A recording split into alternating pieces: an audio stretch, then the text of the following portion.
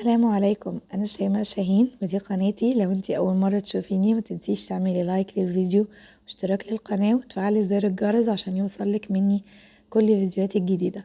هنعمل النهاردة وصفة سريعة وسهلة وحلوة جدا، والناس كلها بتحبها، كبار وصغيرين. أول حاجة هنعملها في المكونات هنحضرها. أنا هنا جايبة معايا 2 كيلو لبن. اللبن ده لبن حليب، أنا مش جايبة لبن عادي معلب. جايبه اللبن حليب وغلياه وسايباه لما بارد خالص، وحتى القشطه بتاعته يا رب تبقوا شايفينها. انا ما شلتهاش الوش بتاع اللبن ده لان هيدي طعم تحفه للرز بلبن بتاعنا، مش هيخليني هحتاج ان انا احط عليهم قشطه وانا بعمل الرز بلبن. كده خلينا متفقين ان اول حاجه هنبقى معانا 2 كيلو. ال2 كيلو كل كيلو فيهم هنحط عليه نص كوبايه رز، يعني كيلو اللبن هنحط عليه نص كوبايه. عشان اعمل ال2 كيلو دول انا احتاجت هنا كوبايه رز.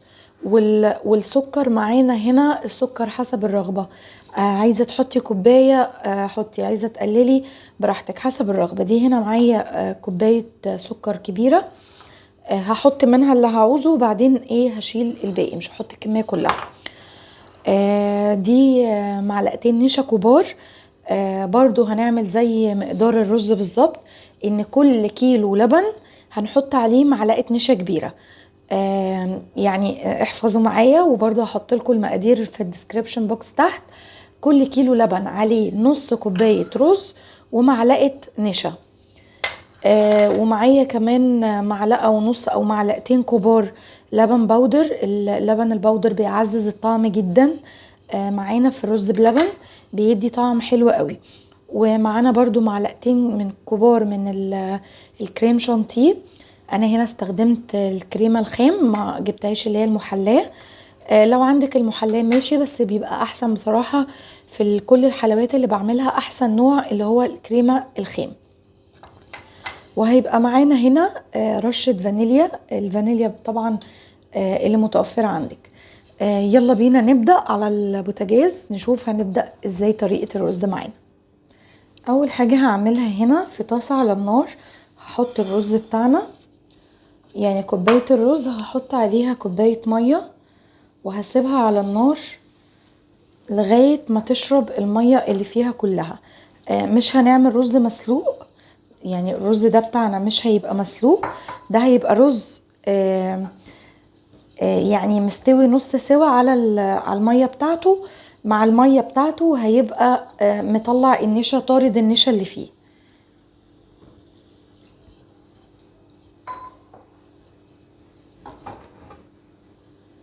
زي ما انتوا شايفين كده انا حطيت الرز وهسيبه لغايه ما يتشرب خالص ويطلع يطرد النشا زي ما قلنا ويبقى نص سوا. هسيبه على النار وتعالوا بينا نجهز بقيه المكونات. هنيجي بقى هنا ندوب النشا بتاعتنا، معلقتين النشا هحط عليهم معلقتين اللبن البودر ومعلقتين الكريم شانتيه. طبعا عايزه تحطي كريم شانتيه حطي، عايزه تحطي بودره ايس كريم هتدي الطعم، عايزه تحطي كريمه لباني، كل دول هيدولك نفس المذاق اللي احنا عايزينه. وهبتدي بقى بميه ساقعه كده ازود، انا عايزه ادوبهم بس مش عايزه اخلطهم ولا حاجه، يعني مش عايزاهم عجينه معينه او بشكل معين، انا عايزه بس ادوبهم عشان لما اضيفهم على اللبن على النار يدوني القوام والطعم اللي انا محتاجاه. بصوا زي ما انتم شايفين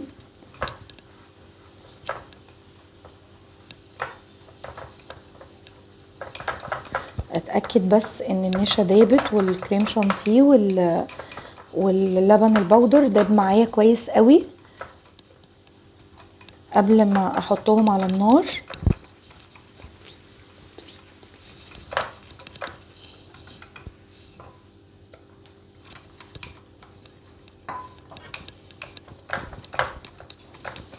زي ما انتم شايفين كده خلاص انا خلصت الخلط بتاع المكونات بتاعتي. هنبتدي بقى نحط اللبن على النار وتعالوا بينا نشوف هنعمل ايه تاني. كده خلاص كان الرز بتاعي شرب المية بتاعته كلها زي ما انتم شايفين، ودخل في مرحلة السوى البسيط. مش هنسويه قوي عشان لما نحطه برضو مع اللبن ومع على النار ما يتهريش قوي. انا هنا زي ما قلت لكم انا كنت غاليه اللبن ومش شايلاه من على النار بقالي شويه، فحطيته بقى على النار تاني وببتدي ادوب القشطه بتاعته معايا كده عشان ما تبقاش متكتله في حتت في الرز. احنا عايزينها تبقى دايبه خالص في الرز بلبن، يعني تبقى ما فيش اي طعم مكلكع او حاجه. خلاص كده بعد ما بتاكد ان انا خلاص ذوبت القشطه كلها، بنزل بقى الرز اللي انا خلصته ده، بنزله كله، بس بقعد اقلب كويس عشان ما يركزش من تحت. فلازم كل شوية اقلب كويس واتأكد ان مفيش حاجة لازقة. الرز يعني ما يبقاش ينزل يلزق في الحلة من تحت وينزل النشا بتاعته كلها، وكده تبقى الوصفة بتاعتي باظت. فانا بقلب كويس جدا عشان اتأكد ان الرز كله داب مع اللبن.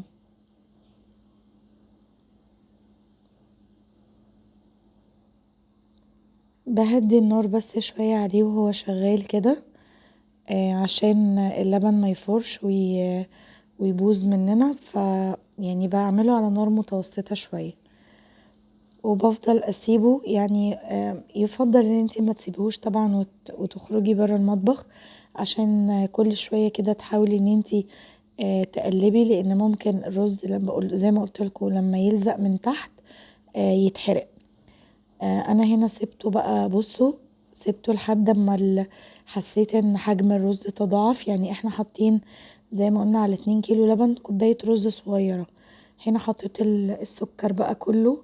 عايزة اقول لكم انا كنت في اول الفيديو بقول لكم مش هحط الكمية كلها، انا حطيت الكمية اللي انتوا شفتوها وزودت تاني لان حسيته محتاج سكر. وهنا زودت بقى رشة الفانيليا بتاعتنا، وببتدي برضو ايدي بتحرك الرز عشان ما يتحرقش من تحت.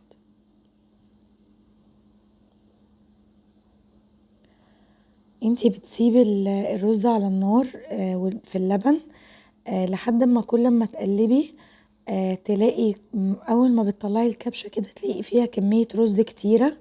انتي هتحسي ان مفيش كبشة بتطلعيها اللبن، واللبن سمكه بيتخن شوية، وبتلاقي فيه ان الكبشة كلها لبن وفيه كمية الرز كتيرة.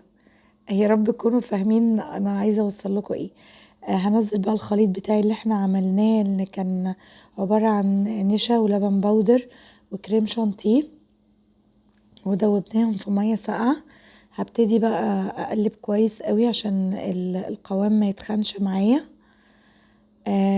برضو انتي لو حسيتي وانتي بتعملي وبتقلبي مع الوقت ان الرز استوى خلاص ولسه القوام خفيف قوي، ممكن تدوبي معلقة نشا كبيرة في كوباية مية ساقعة، لازم تكون ساقعة عشان ما تكلكعش معاكي. تدوبي معلقة نشا في كوباية مية بعيدا عن اللبن وعن النار، وبعدين تبتدي تنزليها واحدة واحدة لحد ما اللبن يمسك معاكي. خلاص كده انا قعدت سبته شوية، بس طبعا قعدت اقلب فيه زي ما انتوا شفتوا لحد ما وصل القوام ده. ده مش خفيف زي ما انتوا هتتخيلوا يعني. القوام ده حلو جدا، واول ما هيتحط في البولات او هتحطيه بقى في الاطباق بتاعتك او ايا كان هتحطيه في ايه، هتلاقيه مسك نفسه. كل ما هيبرد هيمسك نفسه. انا هنا بقى كنت غرفته في الكاسات اللي انتوا شايفينها دي، وهوريكم برضو طريقة تانية للتسوية بتاعته حلوة قوي وهتعجبكم جدا كتغيير في شكل الرز بلبن. انا هنا حطيت غرفت الرز في بولات فخار كده وحطيتها في صينية، وهسخن الفرن بتاعي على درجة حرارة 180. شغل الشواية والفرن مع بعض. ده الفرن الكهربائي طبعا، وبرده في بوتاجازات بتقدري تشغلي الفرن والشواية مع بعض. هحط بقى ميه في الصينيه كده زي ما انتم شايفين. هنحط بقى الميه ليه؟ انا دلوقتي الرز بالنسبه لي مستوي، فلما هاجي احطه في الفرن، لو شغلت الفرن والشوايه او الفرن بس او حتى الشوايه، الطواجن بتاعه الرز دي هتتلسع معايا من تحت. فانا عايزه احافظ على درجه الحراره في الطواجن من تحت، وفي نفس الوقت انا عايزه بس اديها لون. فانا مسخنه الفرن وحطيت فيه الطواجن بتاعتي وطلعت بالشكل التحفه اللي انتوا شايفينه ده. مدي شويه على رز معمر، بس طبعا ده مسكر مش حادق. هو طاجن رز بلبن في الفرن هيعجبكم قوي لو جربتوا الطريقه دي. فانتوا اللي يحبها بالطريقه دي يعملها، واللي يحبها بالطريقه العاديه ان احنا نحطها في الكاسات بتاعتها او البولات بتاعتها ونحطه في التلاجة، ونبتدي ناكله اول ما يسقع. له بقى اوريكم دلوقتي التركية البسيطة قوي اللي تخلي الرز بلبن الوش بتاعه مكرمش كده زي ما الناس بتحب، وزي ما بنلاقيه في المحلات بالظبط. السر بقى هنا في انك تغطي الرز بلبن. يعني لو تلاحظي ان احنا لما بنجيب الرز بلبن من اي محل بره بيبقى في علب، فلما بيخلصوه العلبة بتتغطى وبتتحط في التلاجات. هو ده السر وراء ان الوش بتاعها بيبقى مكرمش. انا هنا غطيت، طبعا البولات دي ملهاش غطيان، فانا غطيت البولات بتاعتي كلها بالاسترتش ده. وحطيته في التلاجة حسب بقى المدة اللي انتوا عايزينها تحطوها، ساعة او 2 او 3. بس انتي غطيها كويس. ولو تقدري لو انتي جبتي اللي هي البولات البلاستيك او الاطباق البلاستيك دي اللي بتتباع عند المستلزمات الحلواني والادوات المنزلية، هتحطي فيها الرز بلبن وتبتدي تغطيها وتحطيها في التلاجة. وبكده خلاص الوصفة خلصت. انتي بقى تقدري تزينيها بالشكل اللي يعجبك. عايزة تحطي مكسرات تمام، هنحط زبيب، هنحط في بقى حاجات جديدة، ممكن تحطي نوتيلا على الوش، ممكن تحطي كراميل حلو جدا، جربته هيعجبكم قوي. انا للأسف ما صورتهوش عشان سبت حرية الاختيار، لو عايز يتاكل كده تمام. بصوا انا هنا بوريكم الوش. انا استعجلت عليه، ما سبتوش كتير في التلاجة يعني، الولاد كانوا مستعجلين جدا، فطلعته على طول يعني ما كملش ساعة وطلعته من التلاجة. بس بصوا الوش بقى مكرمش وجميل ازاي. انا بحاول بس عشان الاضاءة بتاعت الموبايل مش مورياكوا الوش كويس. فزي ما قلتلكوا انتوا بقى التزيين ده زي ما تحبوا. اللي عنده مكسرات، المتوفرة المكسرات تمام، نوتيلا، لوتس، كراميل، اي حاجة انتوا تحبوا تحطوها على الوش هتحطوها، هتدي طعم حلو جدا جدا جدا. امشوا على الوصفات، على الخطوات اللي انا قلتها لكم، ان شاء الله هيطلع منكم احلى رز بلبن، هيعجبكم جدا ان شاء الله. هتدعولي، متنسوش تعملوا لايك للفيديو بيفرق معايا جدا، تعملوا اشتراك للقناة وتفعلوا زر الجرس عشان يوصل لكم مني كل وصفاتي الجديدة. وما تنسوش تجربوا الوصفة وتقولوا لي ايه رأيكم في الكومنتات عشان تشجعوني وانزل لكم وصفات تانية كتير. هستناكم في الفيديوهات الجاية.